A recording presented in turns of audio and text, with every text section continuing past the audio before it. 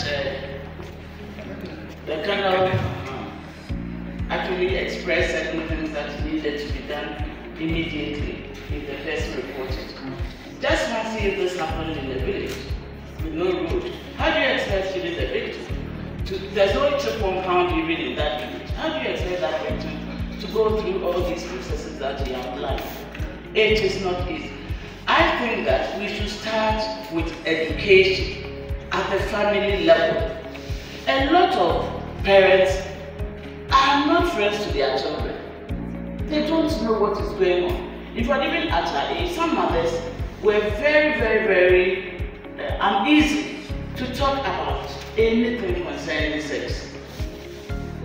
Even I'm educated, I should say it, but even the way to actually talk to my children about sex education was a bit difficult.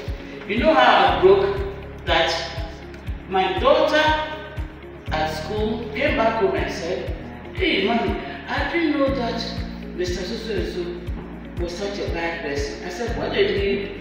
Says, "He mentioned the word penis in class." And I said, "But it's part of the body. Did he say the head?" She said, "Yes." "Eye?" "Yes." "Hand?" "Yes." I said, "That part of the body, usually we cover it up. So it's not part of our daily conversation. So if somebody mentions it, it doesn't mean the person is a bad person." And she was talking about her teacher. So when she said that, it brought something into my mind. I said, I haven't even told them the name in our local language. We have all sorts of ways of describing it. So we are not even educating our own children in things like that. So I took that opportunity to tell them. And even that, I wasn't even very comfortable.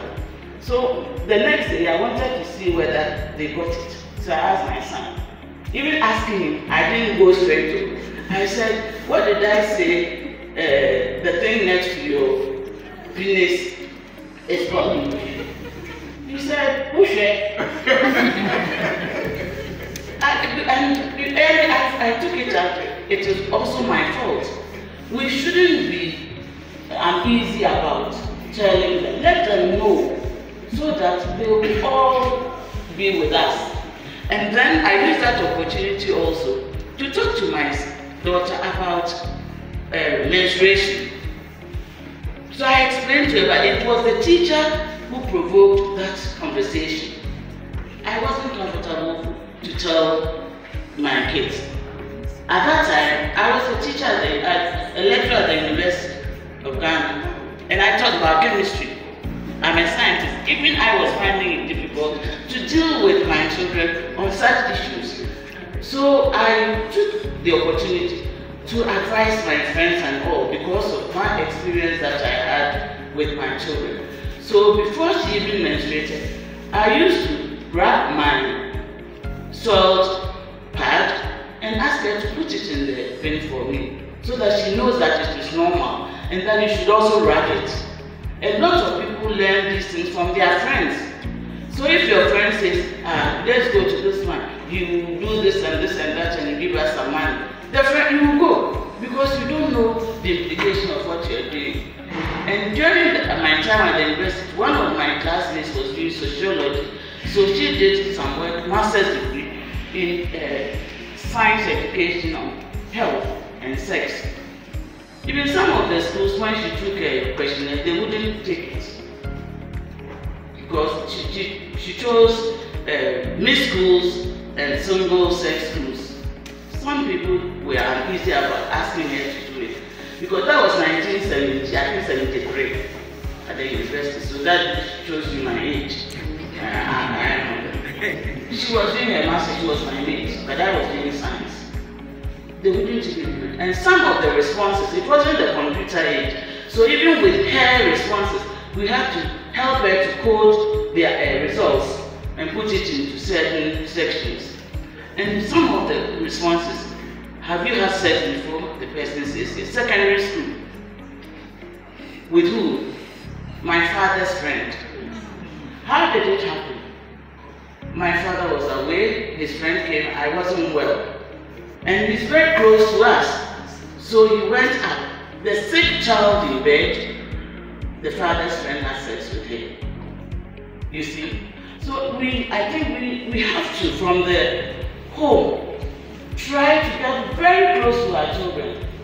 You see, now the computer, the internet is their teacher in everything, every situation. Please, let's get closer to our children, grandchildren, and be friends to them, and explain all these things to them in simple terms. Let them understand it. That doing these things, this is the result. And I mean, we also treat the boys differently at home. Even when I was coming to the university, it was my father who talked to me on sex education. My father. He was also an education officer. But he said, now you've been in single sex school throughout. I went to middle girls boarding school and then the secondary school, girls school. Says you are not going to the university. It was my father. This one is my father. And during that time, there used to be this magazine, drama magazine or so, and they were serializing things on sex education and things like that, and he used to bring some home. So I took it and I was reading it. So my father said, take this and read. And I said, oh, I've already read it. He says, did you understand it? I said, yes. Then he says, you are now going to a mixed place, boys and girls. So please, make sure that you do what is being described in the magazine. Try and keep to yourself, keep to your friends. But he said, I'm not saying that you shouldn't get involved in anything. Please, if you go, if there's entertainment, you have to attend. Dancing, you have to go.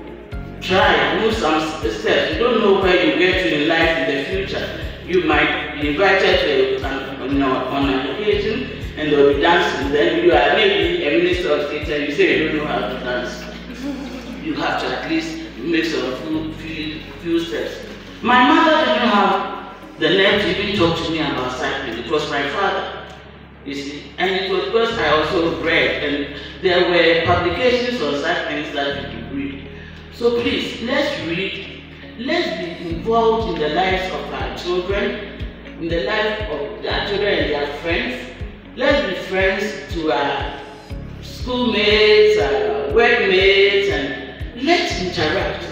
And if you see something not too good about a kid, don't go and report and just leave it. You have to also advise, okay, so that the kid will feel comfortable. Let me stop you, otherwise you go on